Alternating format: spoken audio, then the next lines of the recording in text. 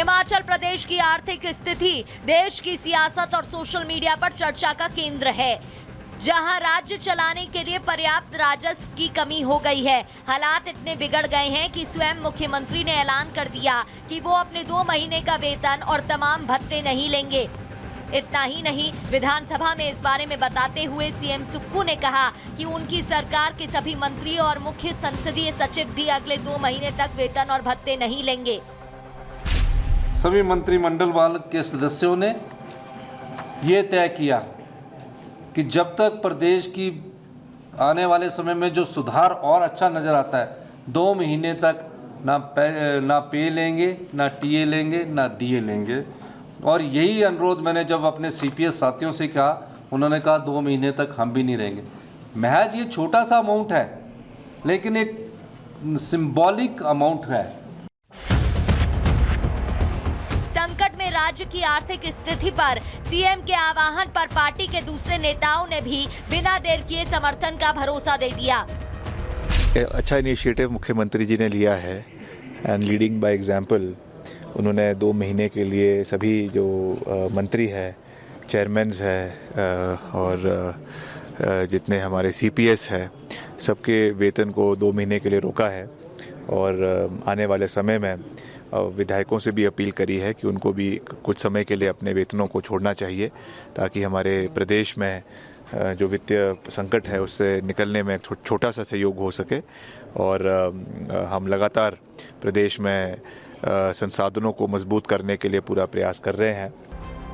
आर्थिक संकट से घिरे हिमाचल प्रदेश को उभारने में नाकाम कांग्रेस सरकार पर बीजेपी हमलावर है। पार्टी का साफ कहना है कि देवभूमि में आर्थिक संकट के लिए सुक्खू सरकार की तरफ से बनाए गए संसदीय सचिवों और दर्जा प्राप्त कैबिनेट मंत्रियों, चेयरमैन को दी जा रही सुविधा और फिजूल खर्ची पूरी तरह जिम्मेदार है। आर्थिक संकट है प्रदेश के ऊपर और 2 महीने तक सैलरी नहीं है। मुझे नहीं मालूम कि उससे कितना फर्क पड़ेगा प्रदेश की आर्थिकी पर, लेकिन जिन चीज़ों से सही मायने में असर पड़ता है, प्रभाव पड़ता है, उन पर अमल करने की आवश्यकता है। सीपीएस आपने जो कॉन्स्टिट्यूशन के मुताबिक नहीं बन सकते वो आपने बना करके रखें। कैबिनेट के दर्जे के साथ आपने बहुत सारे लोग बना के रखे हैं, चेयरमैन बना रखे हैं, और जिस प्रकार से सारी चीज़ें सुविधाएं उनको उस प्रकार से दी गई है, तो निश्चित रूप से मैं मानता हूं कि इससे सारी चीज़ों का समाधान नहीं है। आर्थिक संकट और कर्ज के बोझ तले दबे हिमाचल प्रदेश की खराब स्थिति किसी से छिपी नहीं है। साल 2022 के चुनावों को जीतने के लिए कांग्रेस ने जिन लोक लुभावन वादों के सहारे देवभूमि की सत्ता पाई थी, वही अब उसके गले की फांस बन गई है। मसलन क्यों चरमराई हिमाचल की अर्थव्यवस्था? ओपीएस बहाली से अर्थव्यवस्था पर भारी दबाव। हर महीने 300 यूनिट फ्री बिजली, महिलाओं को प्रति महीने 1500 रुपए। इसके चलते हिमाचल प्रदेश की अर्थव्यवस्था इस कदर बिगड़ गई है कि राज्य का पुरानी कर्ज चुकाने को लेने पड़ रहा नया ऋण। हिमाचल का आर्थिक संकट, पुराना कर्ज चुकाने को लेना पड़ रहा नया ऋण।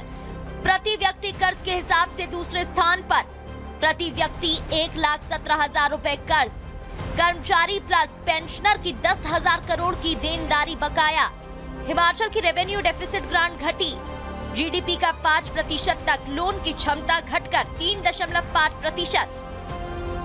साफ है, चुनाव जीतने के लिए रेवड़ियों की बौछार और सरकार में आने पर सौगातों का सैलाब आय व्यय का संतुलन बुरी तरह बिगाड़ देती है। ऐसे में इलेक्शन मैनेजमेंट और गवर्नेंस में जमीन आसमान का अंतर होता है, क्योंकि कोई भी चीज मुफ्त की नहीं होती है, उसकी कीमत कहीं ना कहीं तो चुकानी ही पड़ती है। ऐसे में हिमाचल की बिगड़ी आर्थिक स्थिति से फ्रीबीज की राजनीति करने वालों और उसके शिकार बनने वाले सभी लोगों को सबक लेने की जरूरत है। Bureau report, Republic Bharat. देखिए, चुनाव के समय फ्री की रेवड़ियां बांटी गई और उसका खामियाजा देखिए अब हिमाचल की अर्थव्यवस्था पर देखने को मिल रहा है।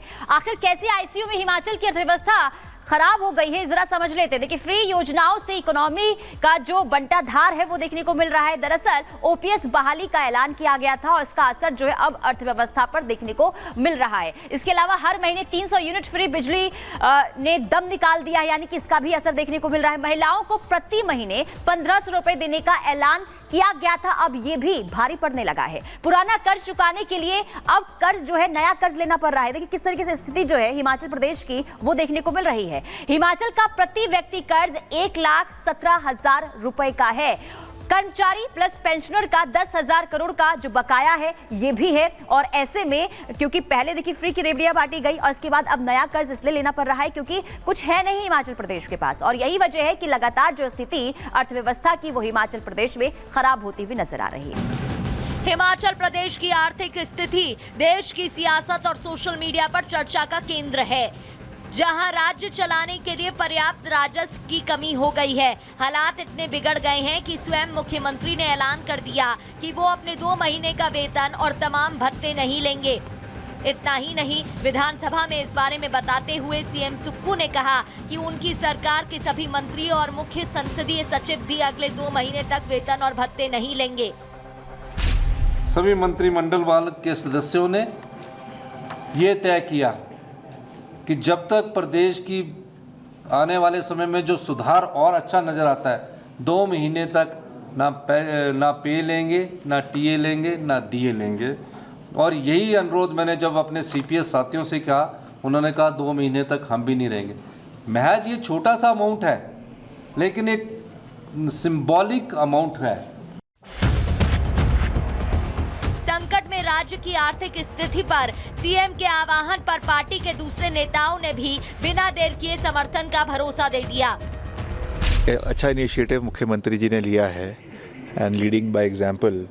उन्होंने 2 महीने के लिए सभी जो मंत्री है, चेयरमैन्स है और जितने हमारे सीपीएस है, सबके वेतन को 2 महीने के लिए रोका है। और आने वाले समय में विधायकों से भी अपील करी है कि उनको भी कुछ समय के लिए अपने वेतनों को छोड़ना चाहिए, ताकि हमारे प्रदेश में जो वित्तीय संकट है उससे निकलने में छोटा सा सहयोग हो सके। और हम लगातार प्रदेश में संसाधनों को मजबूत करने के लिए पूरा प्रयास कर रहे हैं। आर्थिक संकट से घिरे हिमाचल प्रदेश को उभारने में नाकाम कांग्रेस सरकार पर बीजेपी हमलावर है। पार्टी का साफ कहना है कि देवभूमि में आर्थिक संकट के लिए सुक्खू सरकार की तरफ से बनाए गए संसदीय सचिवों और दर्जा प्राप्त कैबिनेट मंत्रियों, चेयरमैन को दी जा रही सुविधा और फिजूल खर्ची पूरी तरह जिम्मेदार है। आर्थिक संकट है प्रदेश के ऊपर और 2 महीने तक सैलरी नहीं है। मुझे नहीं मालूम कि उससे कितना फर्क पड़ेगा प्रदेश की आर्थिकी पर, लेकिन जिन चीज़ों से सही मायने में असर पड़ता है, प्रभाव पड़ता है, उन पर अमल करने की आवश्यकता है। सीपीएस आपने जो कॉन्स्टिट्यूशन के मुताबिक नहीं बन सकते वो आपने बना करके रखे। कैबिनेट के दर्जे के साथ आपने बहुत सारे लोग बना के रखे हैं, चेयरमैन बना रखे हैं। और जिस प्रकार से सारी चीज़ें, सुविधाएं उनको उस प्रकार से दी गई है, तो निश्चित रूप से मैं मानता हूं कि इससे सारी चीज़ों का समाधान नहीं है। आर्थिक संकट और कर्ज के बोझ तले दबे हिमाचल प्रदेश की खराब स्थिति किसी से छिपी नहीं है। साल 2022 के चुनावों को जीतने के लिए कांग्रेस ने जिन लोक लुभावन वादों के सहारे देवभूमि की सत्ता पाई थी, वही अब उसके गले की फांस बन गई है। मसलन क्यों चरमराई हिमाचल की अर्थव्यवस्था? ओपीएस बहाली से अर्थव्यवस्था पर भारी दबाव। हर महीने 300 यूनिट फ्री बिजली, महिलाओं को प्रति महीने 1500 रुपए। इसके चलते हिमाचल प्रदेश की अर्थव्यवस्था इस कदर बिगड़ गई है कि राज्य का पुरानी कर्ज चुकाने को लेने पड़ रहा नया ऋण। हिमाचल का आर्थिक संकट, पुराना कर्ज चुकाने को लेना पड़ रहा नया ऋण। प्रति व्यक्ति कर्ज के हिसाब से दूसरे स्थान पर, प्रति व्यक्ति 1,17,000 रुपए कर्ज। कर्मचारी प्लस पेंशनर की 10,000 करोड़ की देनदारी बकाया। हिमाचल की रेवेन्यू डेफिसिट ग्रांट घटी। जीडीपी का 5% तक लोन की क्षमता घटकर 3.5%।